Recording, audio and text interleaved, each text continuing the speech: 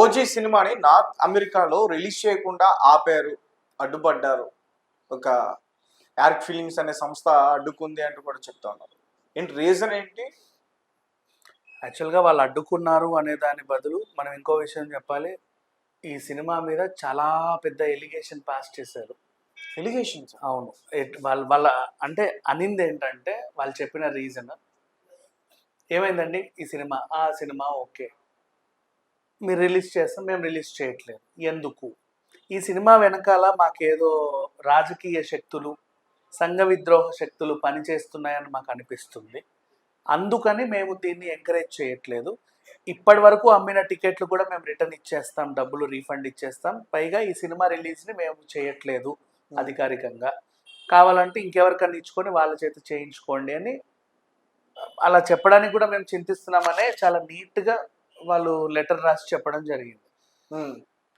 వాళ్ళ పేర్కొన్నది ఏంటంటే, ఎవరో వచ్చి థర్డ్ పార్టీ క్యాండిడేట్స్, మరి హూవో అనేది మనకు తెలియదు, మీకు కలెక్షన్స్ 50 కోట్లు వస్తే 150 వచ్చాయని చెప్పండి, 200 కోట్లు వస్తే 400 వచ్చాయని చెప్పండి, రూపాయి వస్తే 30 రూపాయలు వచ్చాయని చెప్పండి, ఫేక్ కలెక్షన్స్ని మీరు పోర్ట్రే చేయండి, వచ్చినట్టు చెప్పకండి, ఎంత వచ్చినా సరే ఓ 4-5 ఇంతలు ఎక్కువ వేసి చెప్పండి, దానికి మీకేం కావాలో మేము చూసుకుంటాము, మీకు నష్టం జరగకుండా మేము చూసుకుంటాం అని ఎవరో చెప్పారంట.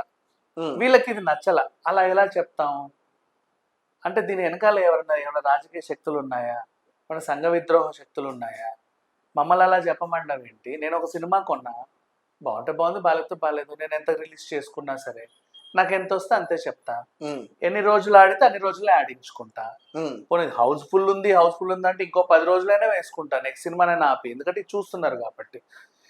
అట్లా సీటు ఖాళీ లేకుండా చూసుకునే బాధ్యత నాది.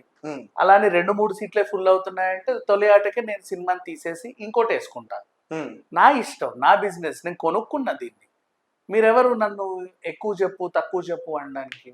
అయినా ఎక్కువ ఎందుకు చెప్పాలి, అంత అవసరం ఏంటి? సరే, నీ సినిమా కొంటే నాకు 100 కోట్లే వచ్చాయి, నేను ఎందుకు 500 కోట్లు వచ్చాయని అబద్ధం చెప్పాలి? దాని వెనకాల రీజన్ ఏంటి? అసలు మీ వెనకాల ఎవరున్నారు? మా దాకా వచ్చి ఇంత ధైర్యంగా ఎలా చెప్పగలుగుతున్నారు? చెప్పకపోతే ఏంటి? సరే చెప్పం, అయితే ఏంటి, ఏం చేస్తారు? ఇలాంటి డిస్కషన్లు వచ్చి better not to take this film అనే డెసిషన్కి వచ్చేసారు. అంటే ఇప్పుడు వీళ్ళు పాస్ చేసిన ఎలిగేషన్ ఏమైందంటే, ఓహో అంటే తెలుగు రాష్ట్రాల్లో కూడా ఇలాగే చేశారా? ఇప్పుడు ఏమైందంటే చాలా మంది డౌట్లు వచ్చాయి. మార్నింగ్ 7:30, 7:45, 7:35 షోస్ అన్నీ ఎక్కడ లేవు. వీళ్ళే కావాలని మొత్తం బ్లాక్ చేశారా? అంటే ఫస్ట్ డే ఫస్ట్ షోకే కదా మైకులు వస్తాయి, అందరు అభిప్రాయాలు చెప్తా ఉంటారు, సినిమా అట్టుంది ఇటుంది అట్లుంది ఇట్లుంది అని చెప్పేసి. సో ఫస్ట్ షో వీళ్ళు కావాలని వీళ్ళే కొన్నారా? లేదంటే అన్ని థియేటర్లో కూడా వచ్చే కలెక్షన్స్ని డబల్ త్రిబుల్ వేసి చెప్తారా? ఇప్పటి వరకు తెలుగు సినిమాలో అత్యధిక వసూలు సాధించిందే ఓజీ అని ఏమన్నా పోర్ట్రే చేస్తారా? How they are going to do అని అంటే చాలా మందికి అనుమానాలు వచ్చాయి. సోషల్ మీడియాలో ఇవే వార్తలు రన్ అవుతూ ఉన్నాయి. బట్ నాకు తెలిసినంత వరకు ఇలా ఎవరు చేయరు. ఎందుకంటే ఇప్పుడు నీకు చెప్పినా తెలిసిపోతుంది కదా. గేమ్ చేంజర్ తెలియలా? 186 గేమ్ చేంజర్ మూవీ వేరు, ఏదో ఒకటి 186 మంచి మెసేజ్ ఉన్న మూవీ గేమ్ చేంజర్ ఉంది. 186 అన్నప్పుడు తెలిసింది కదా. దిల్ రాజు గారే పెదవి కొరుక్కొని చెప్పారు, లేదండి ఇలాంటివి ఇంకెప్పుడు చేయమని. So fake reviews, fake collections ఇవ్వకూడదని ఆల్రెడీ అనుకున్నారు కాబట్టి దీనికి ఇచ్చే అవకాశం అయితే లేదు. బట్ ఒకవేళ ఇచ్చినా తెలిసిపోతుంది. నా బుక్ మై షో ఓపెన్ చేస్తే తెలియదు. ఇప్పుడు ఈరోజు 20 కోట్లు వచ్చాయంటావు, చూసా ఓకే వచ్చాయి, మీరాయికి అర్థమవుతుందిగా. నెక్స్ట్ డే 40 కోట్లు వచ్చాయంటే చూసా అన్ని గ్రీన్లు ఉంటాయి, ఎట్టొస్తాయి నీకు 40 కోట్లు గ్రీన్లు ఉన్నప్పుడు? అట్లా అనుమానాలు వస్తాయి. సో అందుకని ఏదేమైనా ఈ సినిమా ఫస్ట్ డే ఫస్ట్ టాక్ని బట్టి ఆధారపడే ఉంది ఇప్పటి వరకు అయితే. ఎందుకంటే వీళ్ళేం రిలీజ్ చేయలేదు, రిలీజ్ చేసిన ట్రైలర్ని కూడా కాంతార మింగేసింది. సో అట్లా.